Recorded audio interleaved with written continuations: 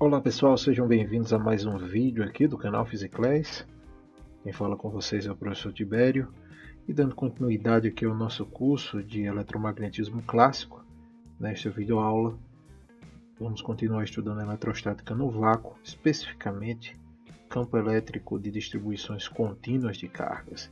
Na aula passada nós já vimos como nós calculamos o campo elétrico de distribuições discretas de cargas, quando nós temos um conjunto de cargas pontuais, e agora nós vamos estender o conceito para o campo elétrico de distribuições contínuas de cargas. Tá? Muito bem, então os objetivos dessa nossa videoaula são apresentar o método de cálculo do campo elétrico para distribuições contínuas de carga e exemplificar esse método através da resolução de problemas.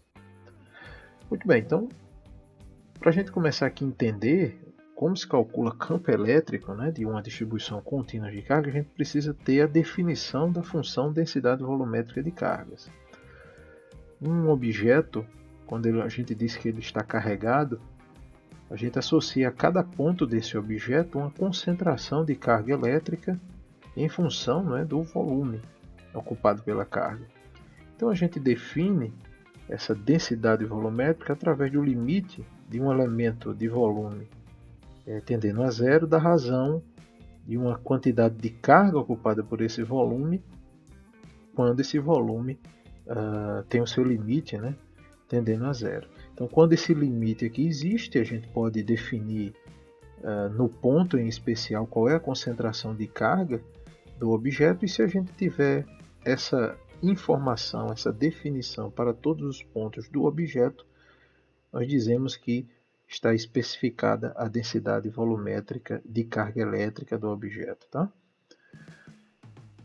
Começando agora a apresentar o nosso método, a partir do conhecimento dessa densidade volumétrica de cargas, a gente precisa descrever geometricamente todas as posições envolvidas no problema para a gente poder proceder com o cálculo da integração via lei de Coulomb. Tá?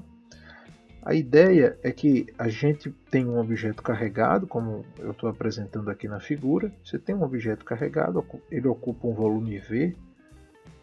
Esse objeto tem a cada ponto de posição R' no seu volume, tem ele definida uma densidade volumétrica de carga. Aqui, num ponto que localiza um elemento de carga desse objeto aqui, que eu vou associar a um volume infinitesimal, já que eu estou me referindo aqui a um elemento de carga infinitesimal.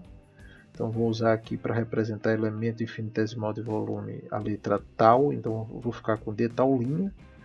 Lembrando que na nossa notação, tudo que tem linha vai se referir a variáveis de cargas fonte, de elementos de cargas infinitesimais ou finitas mesmo. Então sempre que a gente estiver aqui trabalhando com linha, essa é a notação que eu vou usar aqui no nosso curso. Estou me referindo à posição de carga fonte, nesse caso aqui, do elemento de carga infinitesimal. Eu tenho uma posição aqui no espaço, que é o vetor R, que é a posição de interesse para o cálculo do campo elétrico. E o que vai importar mesmo para a gente calcular o campo elétrico é essa separação, é o vetor que liga a fonte até a posição onde eu quero calcular o campo elétrico. É o nosso vetor R-script, na nossa notação.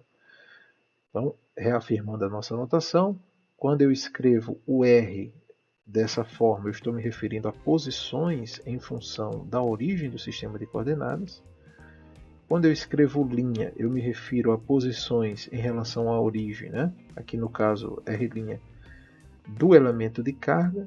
Aqui sem linha eu tenho a posição em que eu quero calcular a minha quantidade, aqui no caso o campo elétrico. E o vetor R-script, como vocês já sabem, a definição já foi apresentada, é a diferença entre a posição R para a posição R', ou seja, é a posição R em relação àquela carga fonte, que é o elemento de carga infinitesimal. Então, eu preciso escrever esses três vetores em termos da geometria do problema para poder calcular o campo elétrico aqui da nossa distribuição de carga. Tá? Então, uma vez a gente escrevendo, a gente usa aqui a abordagem do cálculo diferencial para calcular sobre uma soma contínua, né, sobre todos os elementos de carga aqui do meu objeto carregado. Então, basicamente, aqui a definição via a lei de Coulomb, né? A gente assume que a força por unidade de carga, né? Aqui eu estou escrevendo em termos do sistema internacional, então vai surgir aqui um 4π sobre ε0. Aqui eu teria o nosso elemento de carga, né? Que seria, olha, o volume vezes a densidade de carga, que é a carga por volume. Então essa multiplicação aqui representa a carga infinitesimal dividido pela distância. Então, como eu estou aqui querendo saber o campo de toda a distribuição, eu vou somar. Essa soma aqui é uma soma contínua, portanto integral, definida sobre todo o volume do objeto. Tá? Se a gente estiver trabalhando aqui no sistema CGS, lembre-se que esse fator aqui, 1 sobre 4πε0, ele não existe. Tá? Então não vou colocar aqui todas as equações no CGS-SI, mas vocês já sabem que no sistema gaussiano esse fator aqui vale 1. Tá?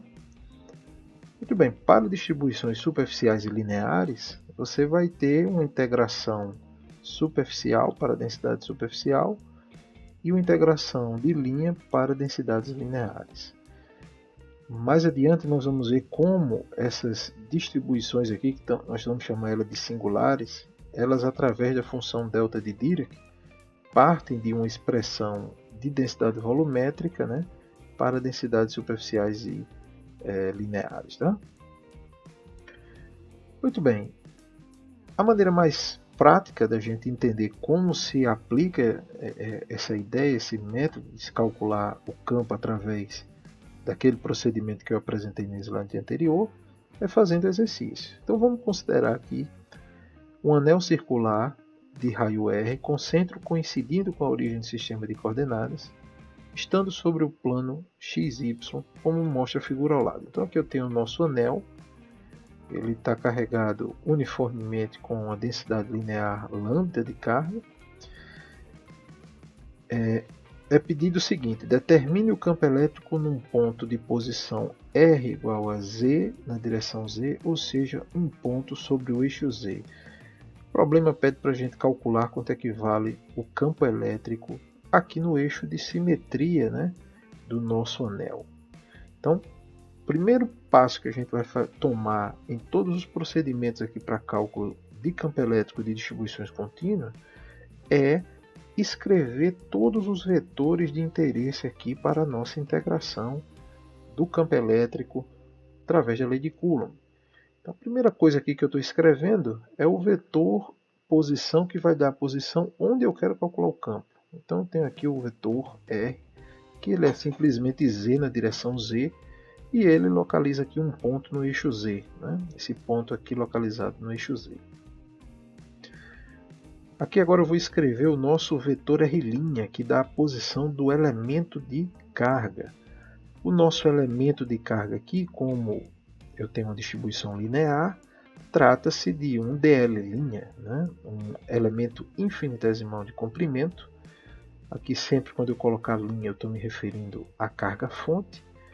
Então eu vou ter aqui um arco, né, infinitesimal de comprimento dl', posicionado aqui pelo vetor R'. Então esse vetor R', escrevendo aqui em coordenadas cilíndricas, eu vou usar aqui φ' para o ângulo azimutal, que representa a posição azimutal do elemento infinitesimal de carga. Então as projeções x e y desse vetor vão ser simplesmente r cosseno de φ' mais r seno de φ', com r sendo o raio do anel. Tá? Sabendo aqui os vetores R e R', eu posso calcular a separação, que é o vetor que liga o nosso, a posição, né, do nosso elemento de carga até a posição onde eu quero calcular o campo elétrico. Basta a gente fazer R menos R'. Fazendo a subtração, R menos R', eu vou ter Z na direção Z, menos R cosseno de φ' na direção x menos r seno de filinha na direção y. Basta fazer esse vetor menos esse, tá? O módulo do nosso vetor separação é simplesmente, né, a hipotenusa desse triângulo retângulo aqui, né? Então você pode calcular por teorema de Pitágoras ou, se quiser, calcular diretamente aqui do módulo do vetor r'. Ele vai ficar z ao quadrado mais r ao quadrado elevado a 1/2, né, que é a raiz quadrada. O nosso dl' escrito em coordenadas cilíndricas para o anel vai ser o raio vezes o ângulo de filinha, né, já que o arco é o resultado do raio vezes o ângulo. E com esses vetores de interesse, eu posso agora proceder para o segundo passo, que seria a aplicação da nossa integração. Então agora eu tenho a integral, aqui eu vou fazer inicialmente no sistema internacional, tá? Então eu vou ter 1 sobre 4πy0, a soma de lambda dl' sobre R3 vezes o vetor separação R. Lembre-se que aqui nós temos originalmente R chapéu sobre R2, né? O versor dividido pelo módulo ao quadrado. Você pode ter o vetor dividido pelo módulo ao cubo, tá? Substituindo os vetores que acabamos de escrever no slide anterior, né? O vetor separação, o módulo do vetor separação, substituindo a densidade linear lambda de R' pela nossa constante, né? Nossa densidade uniforme, substituindo aqui dl' por r de filinha, a integral do campo elétrico, nós vamos ter essa daqui. Agora vamos ter 3 integrais por causa das 3 componentes cartesianas, né? Felizmente, as integrais nas componentes x e y se anulam, porque nós vamos ter integrais de cosseno de filinha e seno de filinha de 0 a 2π. Essas integrais dão nulas. O que já era de se esperar devido à simetria do anel. Era de se esperar que o campo elétrico no eixo z só tenha componente z realmente. Então vamos ficar aqui apenas com a componente z para integrar. Como todos esses parâmetros aqui são constantes, o raio do anel, a posição z, né? Então a integral só vai atuar realmente aqui em d'. Então nós vamos ter aqui somente a integral em d', que dá 2π, né? De 0 a 2π dá 2π. Simplificando com o 4π, vamos ter como resposta lambda r sobre 2ε0, que multiplica z sobre R2 mais E ao quadrado elevado a 3/2. Então esse é o campo elétrico que seria o resultado para o campo do anel no eixo z. Então um anel de raio R com uma densidade linear de carga lambda, tá? No vácuo. Então aqui eu tenho um ε0. Tudo bem? Muito bem, então agora vamos estudar alguns casos limites que são muito importantes no eletromagnetismo para a gente entender qual a influência dessa quantidade quando a gente vai para distâncias muito grandes comparada ao tamanho, né, do objeto carregado, ou para distâncias muito próximas do objeto ou próximas da origem, né? Para a gente estudar como ocorre esse comportamento para as aproximações, os chamados casos limites. Muitas vezes isso serve até para a gente verificar se a resposta ela é compatível fisicamente, né, com o que seria de se esperar para o caso limite, para a aproximação, né? Então, por exemplo, quando a gente estuda aqui Z muito maior do que R, quer dizer que você está estudando o campo elétrico a uma distância muito maior do que o tamanho do anel, ou seja, do que o raio do anel. O resultado esperado é que isso se comporte como uma carga pontual, já que você se distanciou muito do anel. E é de fato o que acontece. Quando você faz Z muito maior do que R, essa expressão aqui ela fica praticamente Z ao quadrado. Como você vai ter Z ao quadrado elevado a 3/2, então você vai ter a raiz quadrada de Z ao quadrado, que é o módulo de Z elevado ao cubo. Então é essa expressão que nós vamos chegar aqui depois de aplicar a aproximação. Só que como o módulo de Z pode ser Z para Z maior do que zero e menos Z para Z menor do que zero, então eu tenho duas respostas possíveis, tá? Se eu tiver Z maior do que zero, esse módulo de Z vai ser z, então eu vou ter z dividido por z ao cubo da z ao quadrado, mas se eu tiver z menor do que zero, ou seja, negativo, esse módulo de z tem que ser menos z para dar positivo, né? Para ficar menos por menos o sinal do número, quando a gente substituir a posição z. Então vai ficar menos z ao cubo, aqui embaixo, né, no denominador, e aí vamos ficar com menos z sobre z ao cubo, z ao quadrado. Simplesmente aqui expressa o fato de que se você tiver na posição z positivo, o campo elétrico aponta para cima se sua carga for positiva e aponta para baixo se for se você tiver numa posição negativa, tá? E o contrário acontece se você tiver uma carga negativa, tá? Então, na posição z positiva, o campo estaria apontando para baixo e z negativo, o campo estaria para cima. Aqui eu escrevi Q como sendo a carga total no anel, substituindo lambda por Q dividido por 2πr, né, que seria a carga total dividido pelo comprimento. Essa definição da densidade linear, né? Nesse caso aqui, como é uniforme, fica facilmente a carga total do anel dividido por 2πr.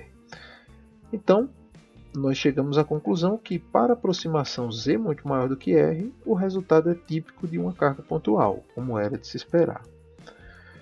Já para o caso z muito menor do que r, a gente vai fatorar aqui na expressão r ao quadrado, então vamos ficar dessa forma, né? Embaixo eu tenho r2 mais e2, se eu fatorar o r eu vou ficar assim. E aí eu vou agora elevar a 3 meios tanto r ao quadrado quanto essa expressão aqui. Quando eu elevo o R3 elevado a 3 meios, eu vou ficar com R ao cubo, né, no denominador.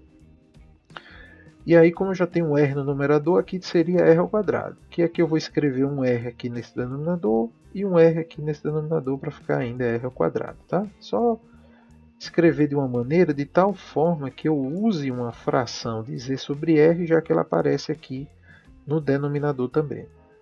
Se a gente definir para ficar mais compacta essa expressão e até mais familiar com o que a gente vai fazer, que é a série de potência, vamos definir aqui z sobre r como sendo um x, tá? Uma posição x, que seria uma posição reduzida, entre aspas, adimensional, né? Já que a gente vai dividir z sobre r. Seria quantas vezes do raio nós estamos se referindo. Se x for 1, quer dizer que z é igual ao tamanho do raio.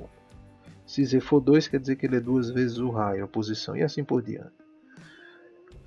Muito bem, nesse caso nós temos uma expressão que é do tipo 1 mais x2 elevado a menos 3 meios. A série de potências dessa expressão é essa daqui, de tal forma que eu posso expressar o campo elétrico em termos de uma série de potências, quando eu tenho z muito menor do que r.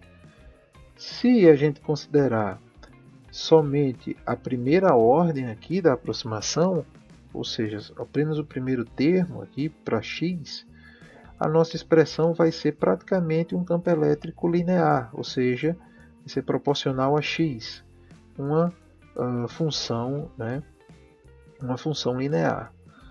Então, para x, para z muito maior do que r, eu tenho uma função do tipo carga pontual, e para z muito menor do que r, eu tenho praticamente um gráfico de uma função linear. Esses resultados estão todos aqui apresentados, né? O gráfico da linha tracejada é a expressão exata para o resultado do campo elétrico do anel, quando eu venho desde menos z, que aqui é a região negativa, até mais z, aqui é a região positiva. Eu estou apresentando aqui o gráfico normalizado, né, em termos de 2ε0e sobre lambda-r, e também em termos da fração z sobre r, ou seja, em termos da posição comparada ao raio do anel. Por exemplo, se aqui eu tenho 1, que eu estou numa distância exatamente aqui do tamanho do raio do anel. X igual a 2, eu tenho 2 vezes o raio do anel, e assim por diante. Então, a linha tracejada representa o resultado exato, e a gente percebe que quando a gente se afasta do anel, tanto para a esquerda como para a direita do z, tanto para z positivo como para z negativo, o gráfico correspondente à carga pontual vai ficando cada vez mais próximo do resultado exato.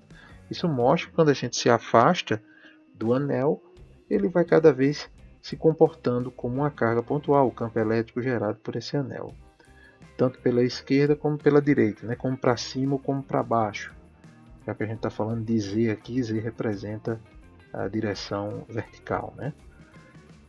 Já para pontos aqui próximos da origem, ou seja, para Z muito menor do que R, eu tenho praticamente um comportamento linear para o gráfico do resultado exato, né? Então, as aproximações elas são boas quando a gente pega justamente as regiões onde elas são feitas, né? Muito bem, vamos para um próximo exemplo, agora usando uma distribuição superficial de carga. Então, considere uma superfície hemisférica de raio R, compreendida entre θ 90 e 180, né, π sobre 2 e π, que representa o ângulo polar indo do plano equatorial até o Polo Sul, se você quiser aqui usar referências geográficas, né? A nossa superfície hemisférica aqui seria a metade de uma superfície esférica, de tal forma que eu estou pegando só a metade inferior aqui do polo sul, digamos assim, se a gente quiser usar os termos geográficos, né? Ela está carregada com densidade superficial uniforme sigma no vácuo, com o centro coincidindo na origem de um sistema de coordenadas, como indica a figura ao lado. Encontre o campo elétrico na origem do sistema de coordenadas, ou seja, no centro do hemisfério. Então a gente tem que calcular esse campo elétrico aqui, que atua exatamente aqui na origem do sistema de coordenadas, tá? Muito bem, o procedimento é o mesmo, agora eu só vou fazer uma integração dupla, mas primeiro passo, escrever os vetores de interesse, segundo, aplicar a integração.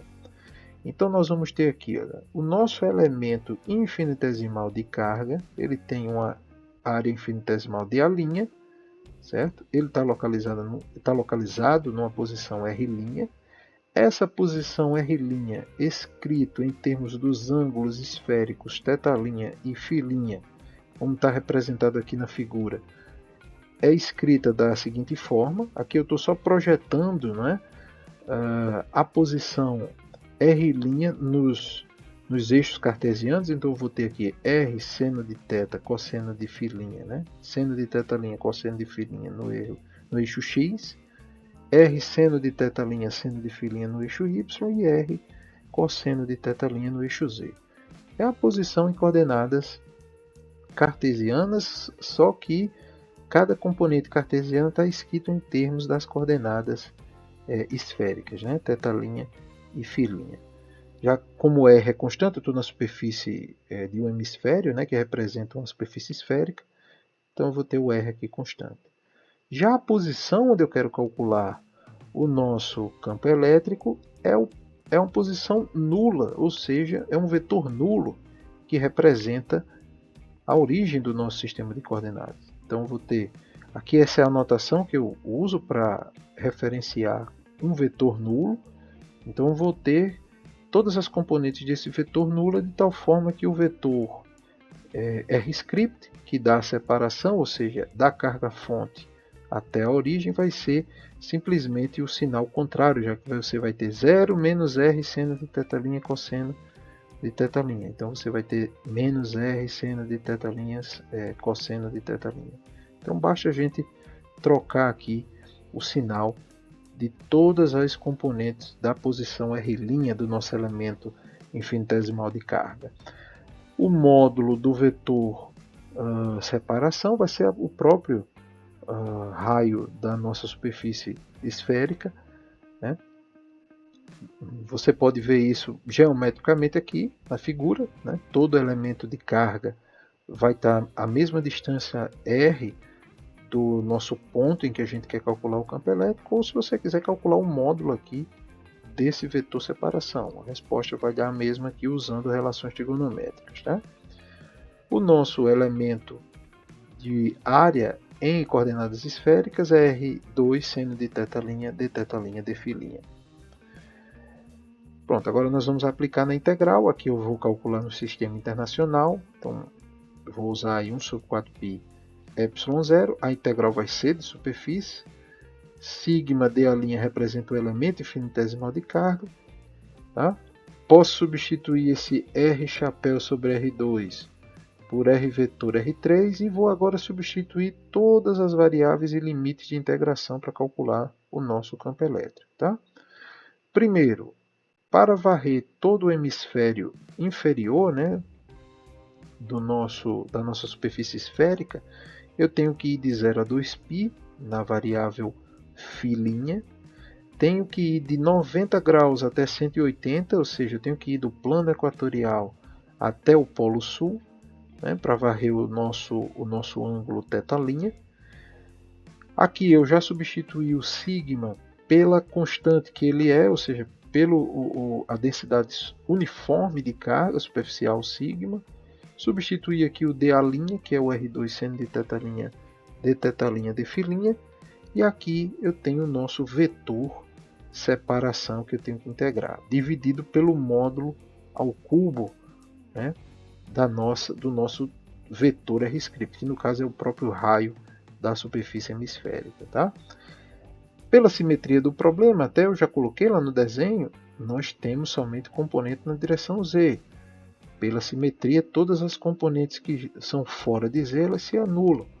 Aqui você consegue ver isso fazendo a integração nas componentes x e y nas variáveis φ', né? A variável φ'. A integral de cosseno de φ' e de seno de φ' para todo o intervalo azimutal de 0 a 2π, essa integral vai dar zero.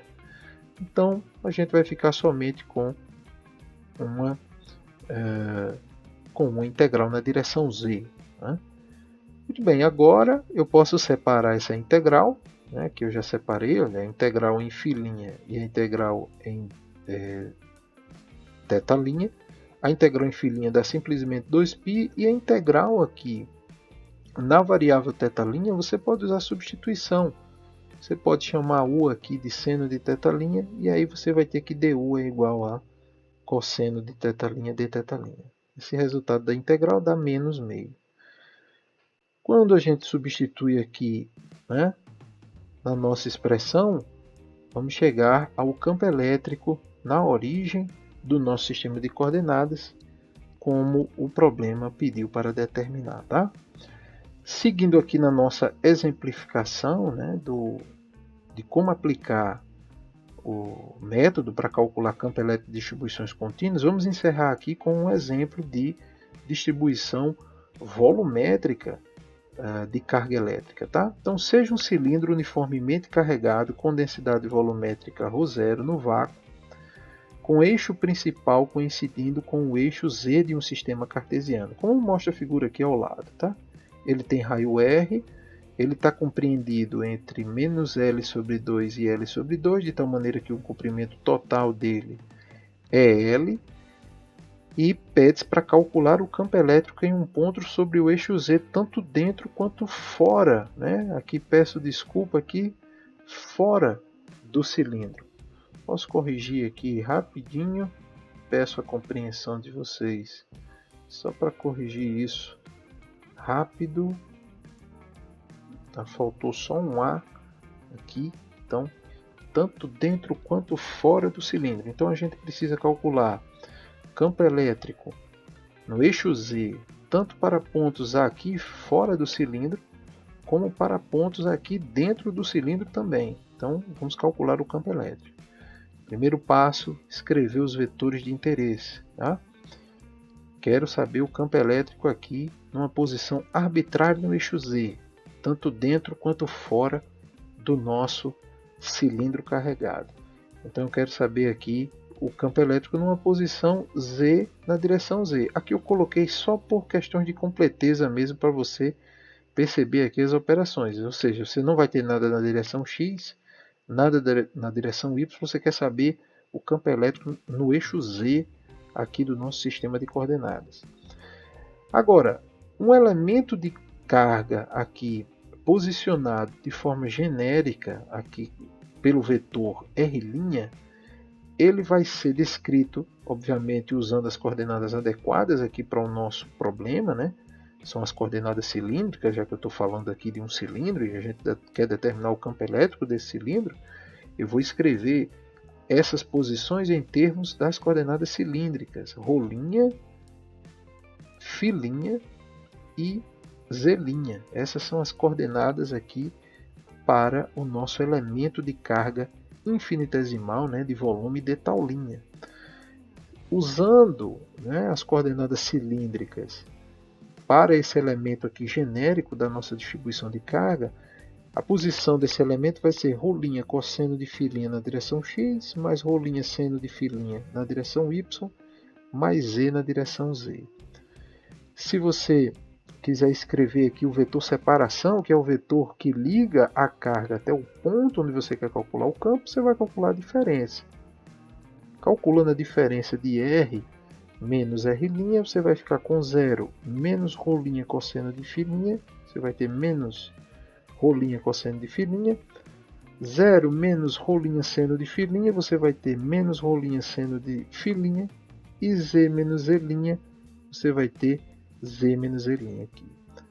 O módulo desse vetor você obtém tirando a raiz quadrada da soma dos quadrados aqui de todas as componentes. Teorema de Pitágoras. Então nós vamos ter aqui o quadrado de rolinha cosseno de filinha mais o quadrado de rolinha seno de filinha. E aqui, usando a relação fundamental da trigonometria, ficamos somente com rolinha ao quadrado. Aqui vamos ficar com o quadrado de z menos z'linha, desculpe, então vai ficar a raiz quadrada de rolinha ao quadrado mais z menos z'linha ao quadrado.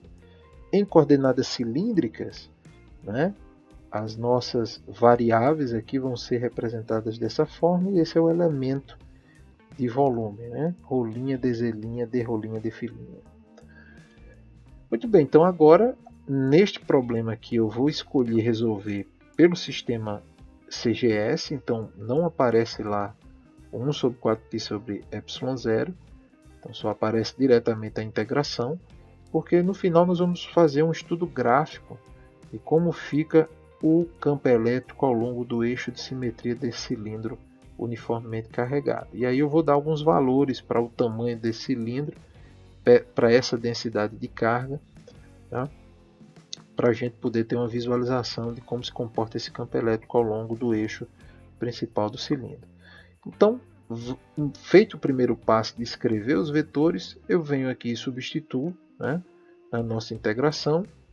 Substituindo aqui, eu vou ter, tá aqui o meu elemento de volume, os limites são de 0 a 2π na variável filinha para varrer todo o cilindro, de 0 a r para varrer radialmente todo o cilindro, e o z indo de menos L sobre 2 até L sobre 2.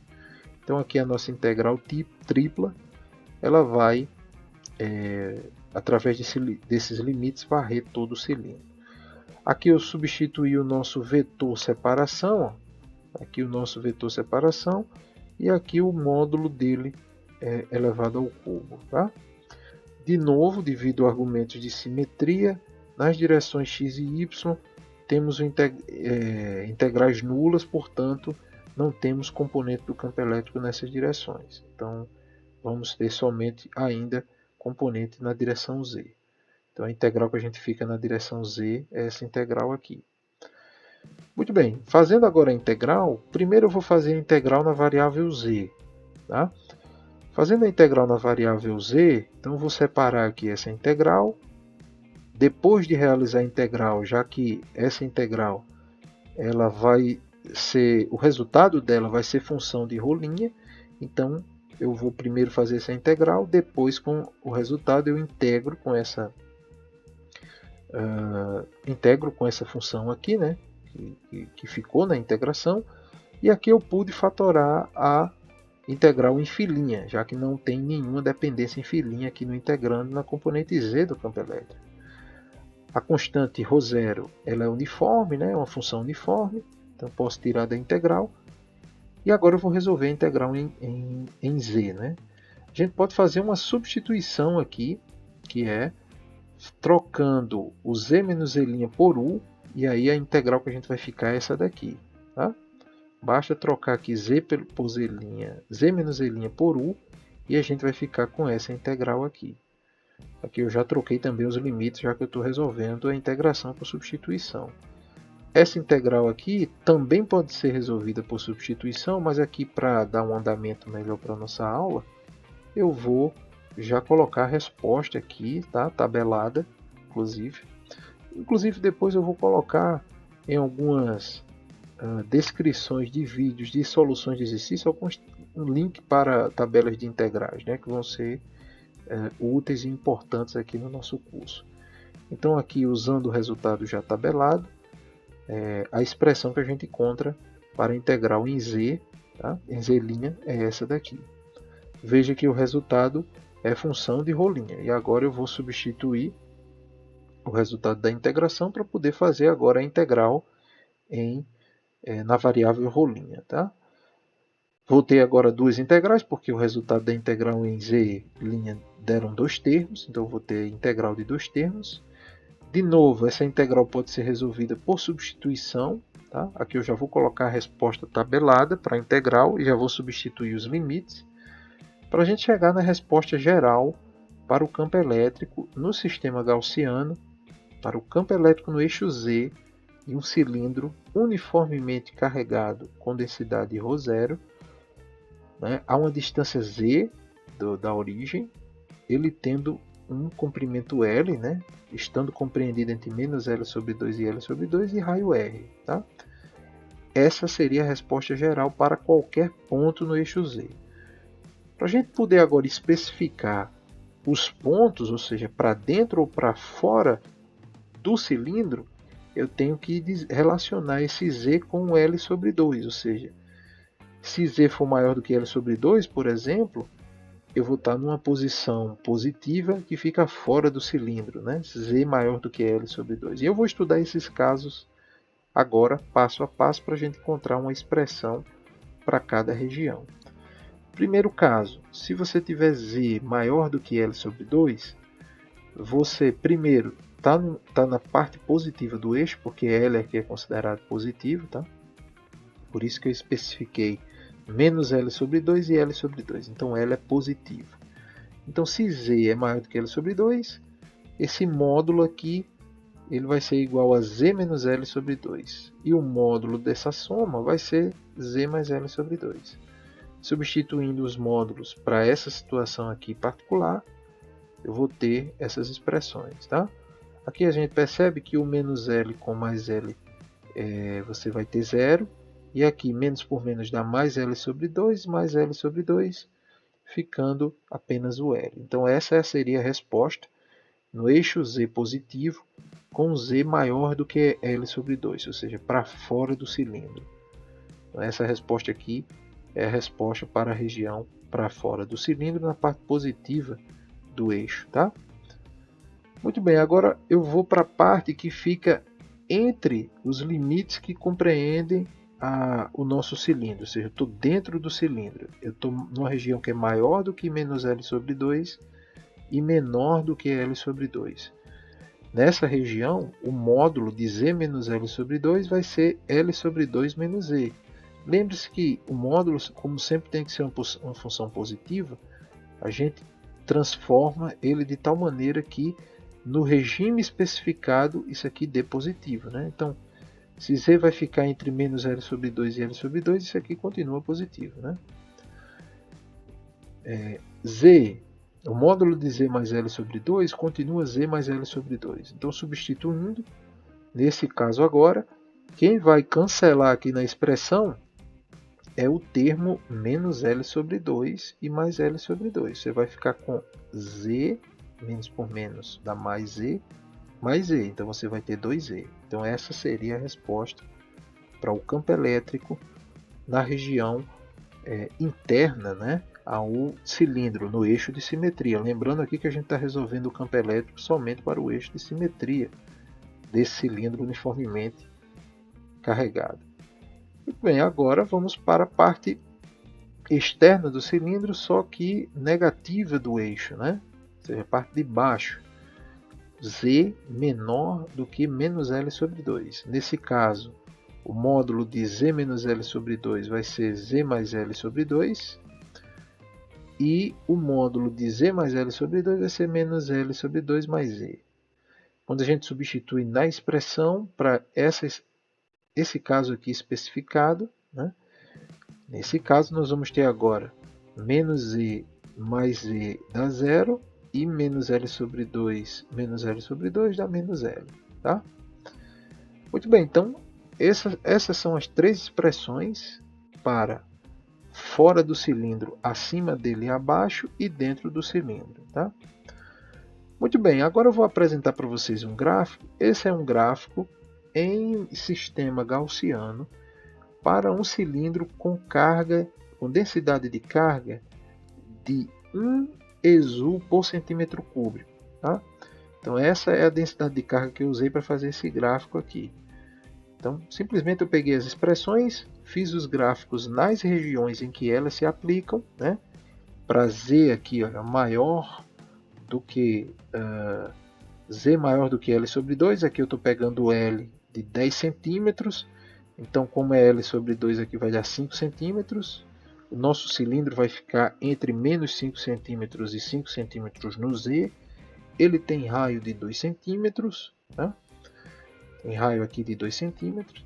Então, para a posição aqui, para a região acima do cilindro, ou seja, Z maior do que zero, a gente percebe que o campo elétrico parte aqui de um máximo, que fica exatamente para Z igual a L sobre 2, ele vai diminuindo ao passo que você vai se afastando do cilindro.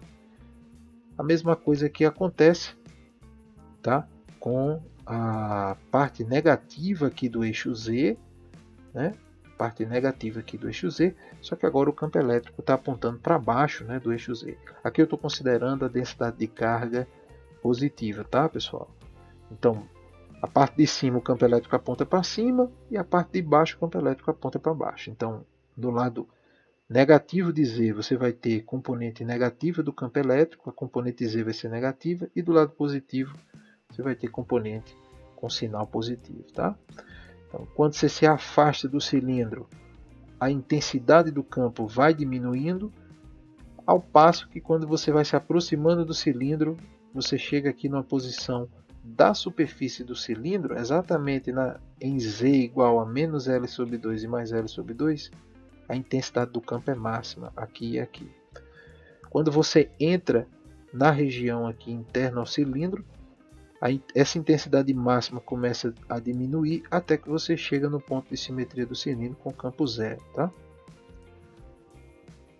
E essa é a representação gráfica da componente Z desse campo elétrico gerado pelo cilindro uniformemente carregado. Tá? Aqui eu usei, está tudo no sistema gaussiano. A densidade volumétrica é de 1 ESU, né, 1 unidade eletrostática por centímetro cúbico. O tamanho do nosso cilindro é de 10 centímetros, o comprimento dele, e o raio é de 2 centímetros. Então aqui a nossa resposta está em DINA por ESU, né, a unidade do sistema gaussiano para campo elétrico, em função da posição Z, né, ao longo do eixo de simetria aqui do nosso cilindro. Tá? Então, dessa forma a gente conclui aqui a nossa aula sobre campo elétrico de distribuições contínuas de cargas. Nós vimos como utilizar a lei de Coulomb para calcular campo elétrico de distribuições contínuas de carga. Nós vimos que tem dois passos, né? Você precisa descrever todos os vetores envolvidos para cálculo do campo elétrico. Você tem que especificar onde você quer calcular o campo, você tem que especificar a densidade de carga do objeto, tem que especificar dentro da sua geometria com a posição do elemento de carga e depois integrar sobre todos esses elementos. Nós vimos três exemplos aqui: densidade linear com um anel, densidade superficial com um hemisfério e densidade volumétrica com um cilindro. E encerramos aqui a nossa aula, pessoal. Espero que vocês tenham gostado da aula. Se gostar, por gentileza, deixa o like para dar aquela força ao canal, aquele apoio ao canal. Desejo a vocês ótimos estudos aí, um forte abraço e até mais.